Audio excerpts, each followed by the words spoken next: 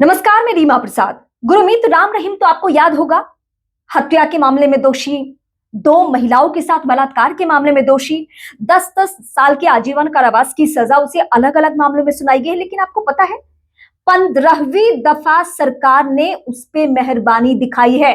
हरियाणा सरकार ने 15वीं दफा वो पैरोल पे बाहर आ रहा है और 40 दिनों के लिए जेल से बाहर आना एक खेल बन चुका है।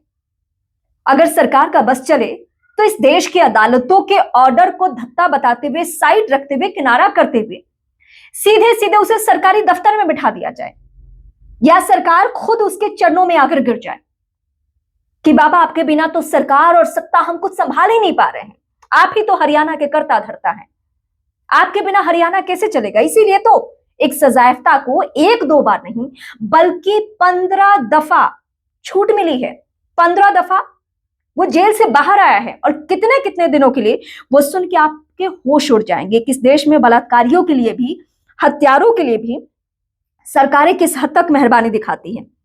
2017 में दो साध्वियों के साथ बलात्कार के मामले में 20 साल की सजा सुनाई गई है। इसके बाद 2019 में पत्रकार रामचंद्र छत्रपति की हत्या के मामले में उसे दोषी ठहराया गया है और इसके अलावा 2002 में अपने ही मैनेजर रंजीत सिंह की हत्या के मामले में उसे उम्र कैद की सजा मिली है। 3 ये मामले हो गए। मतलब कितना बड़ा अपराध है, आप समझ सकते हैं।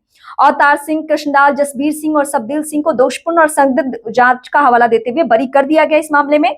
अब राम रहीम को 20 दिन की पहले पिछले साल जनवरी में पेरोल मिली थी, अप्रैल में 21 दिन की दी गई थी फरलो, अगस्त में उसे फिर 40 दिन की पेरोल दी गई थी। उसकी लगातार रिहाई पर सवाल उठ रहे हैं, लेकिन सरकार के ऊपर कोई इसका असर नहीं हो रहा है।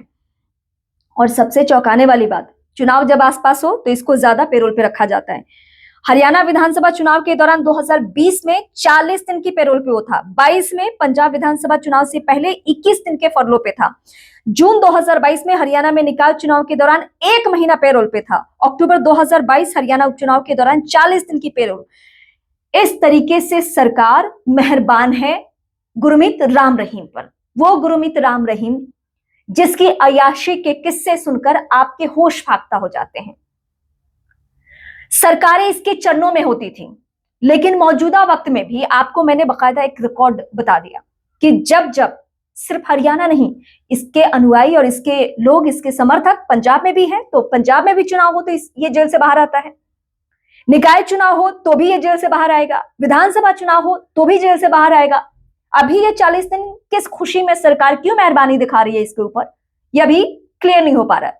लेकिन जब से ये जेल के पीछे है, सलाखों के पीछे, तब से ये 15वीं दफा जेल से बाहर आ रहा है। रेप के मामले का दोषी, हत्या के मामलों का दोषी, आजीवन जेल की सजा, और उसके बाद भी सरकार, हरियाणा की सरकार इस तरीके से मेहरबानी दिखा रही है। अब आप लोगों को तय करना है कि अगर ऐसे लोग बार बार छूट रहे हैं, बार बार इन्हें पैरोल दी जा रही है, तो हम सबको क्या चुप रहना है, ये तमाशा देखना है या आवाज उठानी है? आप मुझे कमेंट करके बता सकते हैं। फिलहाल इस वीडियो को देखने के लिए बहुत शुक्रिया। आप मेरे चैनल यानी रीमा प्रसाद चैनल को जरूर सब्सक्राइब करें।